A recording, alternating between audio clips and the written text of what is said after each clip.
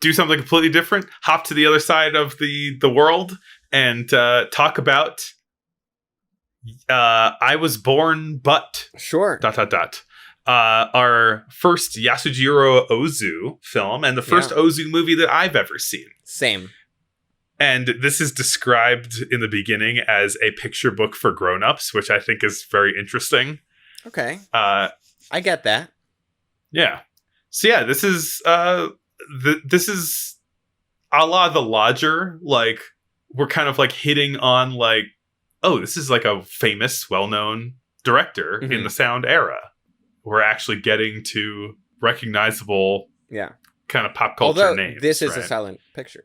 It is, yes. Japan was still making silent movies up into the mid-30s. A lot of other countries like didn't hop on the sound bandwagon as enthusiastically as America. Yeah.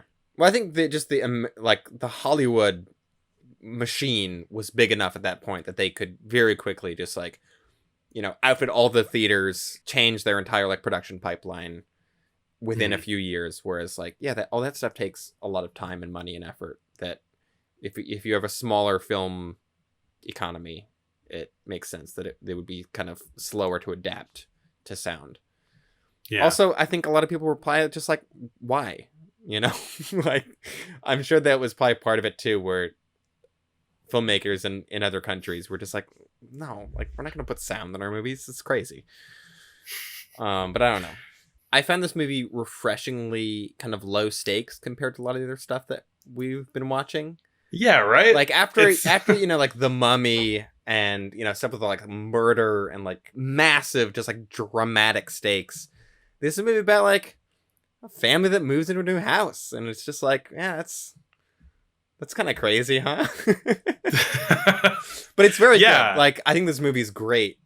And I think a lot of what I like about it is just that like very kind of low stakes, like relatable stuff where it's just like, it doesn't have to be world ending problems. Sometimes it's just like, I don't want to go to school today. Yeah, it's not like fantastical Hollywood drama. Right. This is not melodrama, which is kind of, for a lot of early 30s movies, are very melodramatic. Yeah, it's understated. Yeah. Which it feels very real life, feels very real world. The main things that it is about are some kids who are getting bullied by other kids, and some kids seeing their stern father being a doofus and then losing respect for him. Well, there's like all of the there's a lot of parallels between the kid's life at school and dealing with the bullies, and the dad's life at his new office job and dealing with like his coworkers, and kind of drawing a lot of parallels between the two. There's a great shot of just like cutting from a bunch of office desks to a bunch of school desks. It's like, great, you know, clear connection being made there. But yeah, I also just like the way that the bullying in this movie is dealt with, of just like, it's just kids being like little shits. They're not like horribly injuring each other. They're just like being mean.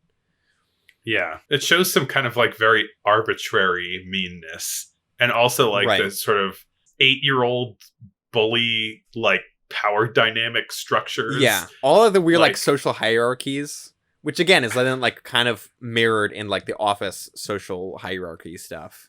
Yeah. I feel like that's like there's less focus on the office stuff, and that comes in a little later. But I do like how it's sort of like kind of building these two like weird sub-societies of like the playground children's like all the rules and things, they self-imposed rules that they create. Yeah. And then applying those kind of silly rules to like, wait, like modern adult society also has all these weird arbitrary rules. Like, why do those matter any more or less? Yeah. You know, I think, you know, calling it a picture book for grown-ups really speaks to a lot of what's going on in the movie, and that like the two central characters are children. They're probably like 8 or something like that. And so it is looking from their kind of innocent perspective at like kind of Japanese like respect culture and like honor culture and that kind of thing. Like politeness. Yeah. There's something about this movie that is kind of surprisingly anti-Confucian, I suppose. I don't really know what that means, but please continue.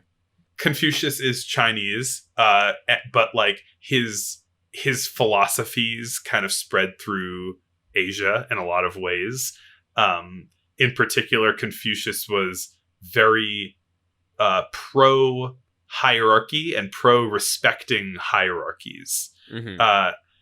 Where you are a child, you respect your parents. You're a commoner, you respect your, feudal lord or your emperor. You are a worker and you respect your boss. Yeah. This movie's definitely challenging that, for sure. Yeah. And it's like aligning a lot of these things and looking at them from this innocent children's perspective and like deconstructing them in many ways. Yeah. We can get into like, there's a bunch of just like fun kid stuff in this movie. But while we're still on the topic of like its broader like philosophical stuff, I do like the way it kind of uses like kid logic in certain ways, or at least like it does feel like it's kind of from the kid's perspective through most of it. There's a couple interactions between the kids and their dad that are just great example of kid logic, but also are the sort of thing where I'm like, they make a good point. Like one of them is like, they come home, they're like, hey, we don't want to go to school. We're getting bullied. And the dad is like, just ignore them. And they're like, they can still beat us up if we ignore them. And it's like, yeah, true. Like, it's hard to argue with that. And then later when they see their dad in a home movie being a goofball, and they're like, what the hell? Like, we thought you were like a stern, respectable person. Like, we don't respect you anymore. Look at you, you're making faces over here. And then like the dad of their bully is their dad's boss.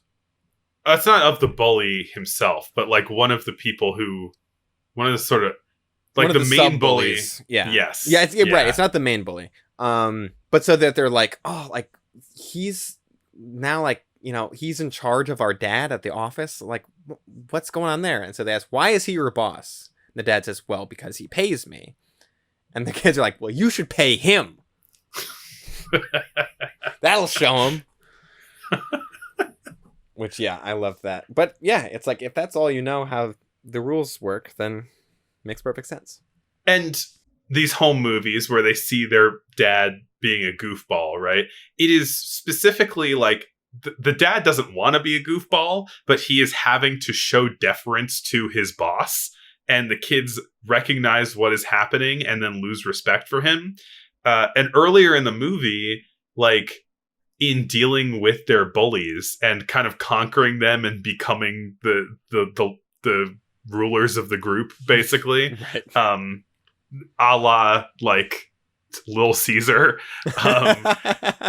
they have come up with their own rules about how like hierarchy should work or be fought for, and then they're watching these like socially prescribed rules dominating their dad to the point that he is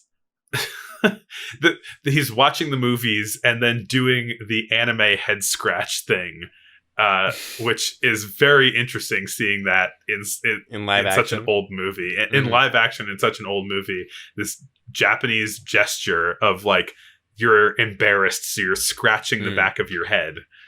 Yeah. That was interesting. That was very interesting. Yeah. There is, like I said earlier, like there's a lot of just like fun kids being kids stuff as examples of all of their like hierarchies and rules and things. But like early on, the kids don't want to go to school because they're getting bullied, so they go and they try to do their homework. Just instead of going to school, they like leave the home and then just don't go to the school. They just go like sit in a field and try to practice their calligraphy, and then use the calligraphy brushes as chopsticks.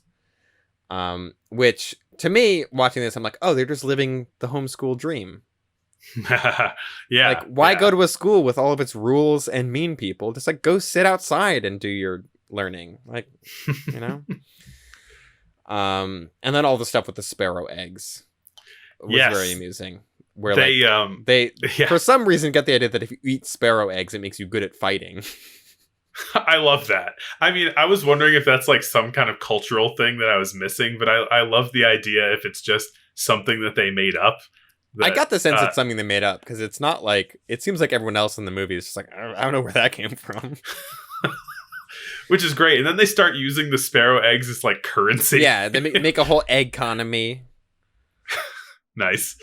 So it's like, in addition to all, this movie has a lot of like thematically rich stuff to chew on, but then it's also just like a really kind of like, it's just a really like nice movie to watch too. Like it's funny, it's like charming. It is like, maybe I was just in the perfect right mood to watch it, but it's like, it felt like such a kind of like calming, just like nice movie to sit with. And where it's like, oh, this is like, this is very chill. I'm into this. It's interesting because it's like, it is a calming, nice movie, but also there's a lot of just random cruelty in it too. Oh, sure. Yeah. They feed the sparrow egg to their dog, and then like the dog gets sick. That's upsetting. I do really like how it ends also, with the dad telling the kids, don't become miserable apple polishers like me, which at least that's the English translation. And I don't know, I really like that sentiment to end on, where the dad is like, oh yeah, I can kind of see myself how my kids see me now, and like I don't really like necessarily like the person that I've become, and I don't want my kids to kind of follow in my footsteps in the same way. Right, like he wants them to like fight for themselves in the way that they have learned how to, and like stick up for themselves in the way that he cannot, or he doesn't feel like he can. To not be as like deferential as he has kind of lived his life. And they're like, yeah, we get it. Yeah, and then the kids are like, yeah, my plan is to be a general, and my plan is to be like the president. Like they both have like the most like wildly ambitious career plans. And it's like, good for them. This movie, I guess there is something that is called the tatami shot, which is sort of an Ozu trademark, which is putting the camera down very, very low, like lower than eye level on a tatami mat, and then just like shooting these scenes from, I mean, almost like a child's angle, but this like very dispassionate low angle in a lot of ways. And so there's a lot of like visual style and imagery that it's difficult for me to disentangle whether it is highly influential in Japanese movies and anime, or if it is just like just a good example of it, kind of. Yeah, or at least like, if you're composing shots with the Japanese tables that you sit at and paper doors and tatami mats, like, is this just kind of how you compose these shots? Right, yeah. Or like how much of this is like informed by like what he is shooting, and how much of this is like, oh, Ozu invented the way that Japanese people shoot movies, basically. Right. Well, I mean, I think that is at least partially true. Like, I know that Ozu is like an incredibly influential filmmaker. I don't know like to what exact degree that is, of like how much like his visual style has just like informed an entire country's, visual media. But the last Japanese movie we watched was A Touch of Madness, which is very different from this. Right, yeah. And it does almost feel like this movie does have a sort of like a noticeably kind of like Japanese visual style, if that can be put into a single thing. But I do think there's like certain like visual trademarks that I don't know if I could point them out, but it does have a kind of cumulative effect. It feels Japanese outside of the context of the stuff that you're looking at. Right. And yeah, it's because I was thinking watching it that a lot of that had more to do with like architecture and like, the way that houses are set up and that kind of thing. But I do feel like there is probably some amount of just like visual style that has either was this movie is just part of a greater movement, or quite possibly it's also just like a specific Ozu influence. I was noticing also that like a lot of these shots have a lot of depth in them. Yeah. They Yeah, a lot of like extreme background, foreground stuff. Yeah. And like deep focus and things. And like, you know, a lot of this is shot in these like places with paper doors where you're kind of like looking from one room into another room, and then there's another room past it. And so like, even if it's not using all of the depth, it kind of feels very like full in its Z axis, which a lot of times, a lot of American movies kind of just feel like a plane in front of you compared to this. Yeah, for sure. One of my big complaints about a lot of American movies from this era is how like kind of flat they feel.